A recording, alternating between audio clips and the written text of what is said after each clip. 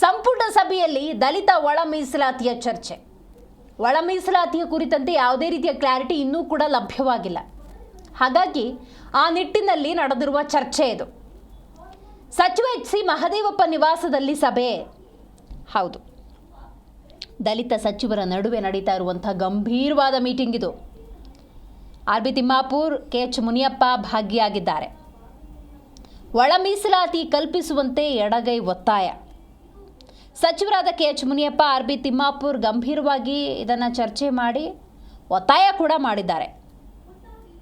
ಆದರೆ ಇಲ್ಲೊಂದು ಪರವಿರೋಧ ಚರ್ಚೆ ಇರೋದರಿಂದಾಗಿ ಇದು ಯಾವ ರೀತಿಯ ತಾರ್ಕಿಕ ಅಂತ್ಯಕ್ಕೆ ತೆಗೆದುಕೊಂಡು ಹೋಗಲಾಗುತ್ತೆ ಅನ್ನೋದು ಪ್ರಶ್ನೆಯಾಗಿ ಉಳ್ಕೊಂಡಿದೆ.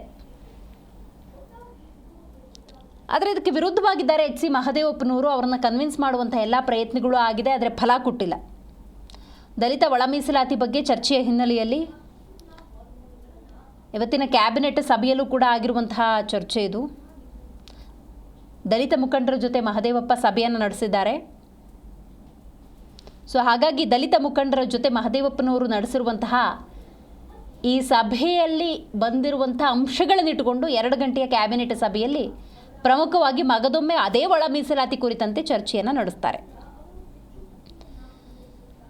ಅವೈಜ್ಞಾನಿಕವಾಗಿ ಒಳ ಮೀಸಲಾತಿ ಜಾರಿ ಬೇಡ ಅನ್ನುವಂತಹ ಒಂದಷ್ಟು ಬೇಡಿಕೆಯನ್ನು ಇಟ್ಟಿದ್ದಾರೆ.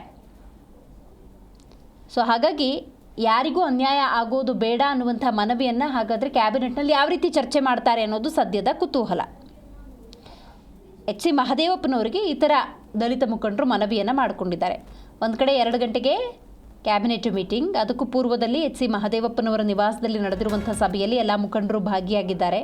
ಪ್ಲಸ್ಸು ಮೈನಸ್ ಸಾಧಕ ಬಾಧಕಗಳ ಚರ್ಚೆಯಾಗಿದೆ. ಹಾಗಾಗಿ 2 ಗಂಟೆ ಮೀಟಿಂಗ್ನಲ್ಲಿ ಈ ಒಳ ಮೀಸಲಾತಿ ಕುರಿತಂತೆ ಏನೆಲ್ಲ ಪ್ರಮುಖವಾಗಿ ಮಾತಾಡ್ತಾರೆ ಅನ್ನೋದು ಸದ್ಯದ ಕುತೂಹಲ.